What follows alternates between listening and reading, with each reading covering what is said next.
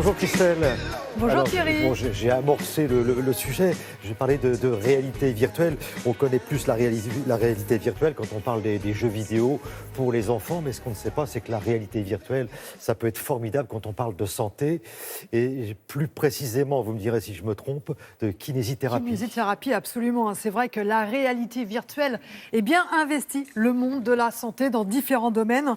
Par exemple, il faut savoir que certains chirurgiens répètent des gestes très techniques, très difficiles, grâce à la réalité virtuelle juste avant une intervention. Il y a aussi des phobies qui sont prises en charge par la réalité virtuelle, comme l'arachnophobie.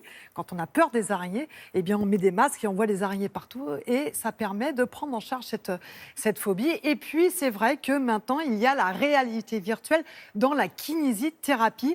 En fait, l'objectif, c'est de permettre aux patients de retrouver une meilleure motricité, plus de force dans un membre, mais aussi de diminuer l'impact de certaines maladies neurologiques comme la maladie de Parkinson ou les suites d'un accident vasculaire cérébral.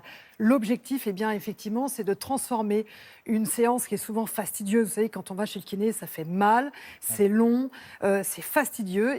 Cette fois-ci, ça devient plutôt une séance ludique, sympathique, avec des objectifs, avec un jeu.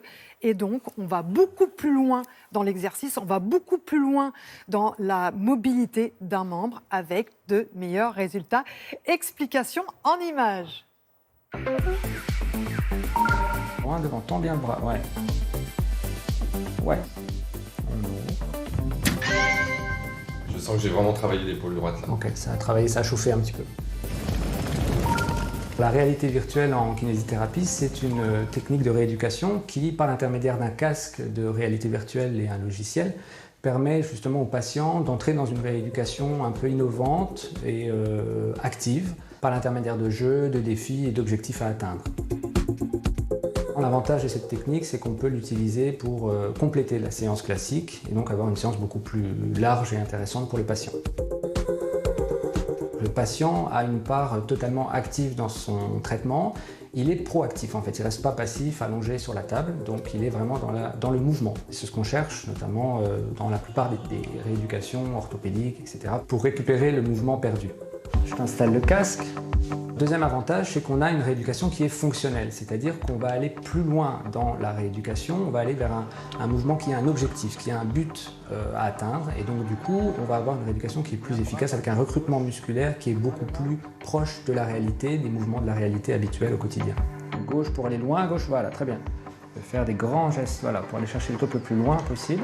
Troisième avantage, grâce à la réalité virtuelle et aux capacités du système, on peut vraiment créer un déséquilibre virtuel, mais qui chamboule beaucoup le patient, et on va aller donc chercher beaucoup plus de réactions de réadaptation qu'on obtient grâce à cet outil. Alors, on va faire un dernier exercice. On va aller nager un petit peu, on va partir dans un lac, dans une mer.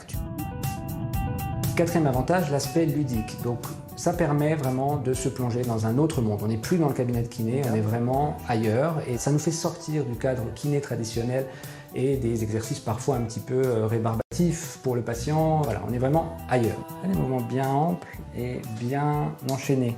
Voilà. Dernier point peut-être vraiment important, le plus important, on va dire, c'est le suivi du patient. Ce qu'on peut voir, c'est que tu as augmenté en termes d'amplitude au niveau de l'abduction, donc notamment dans ce mouvement-là. Le patient peut vraiment visualiser ses résultats et prendre conscience qu'il a réellement fait un progrès intéressant entre les séances précédentes et la séance du jour. Allez, on y va doucement. C'est une technique qui est particulièrement adaptée à tout ce qui est troubles orthopédiques, traumatologiques, donc par exemple des problèmes d'épaule, des problèmes de genoux, tout ce qui est lié à la neurologie également, donc suite post-AVC par exemple, ou tout ce qui est troubles de l'équilibre également. Ah, c'est formidable cette réalité virtuelle. Hein. Formidable, ça investit maintenant des hôpitaux, en particulier en pédiatrie, à l'hôpital Los Angeles.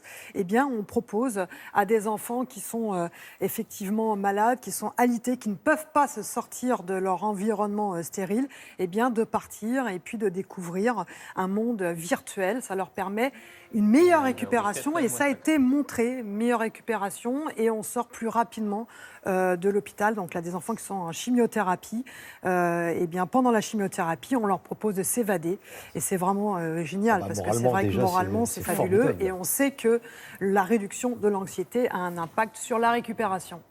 Merci infiniment, Christelle. À plus tard.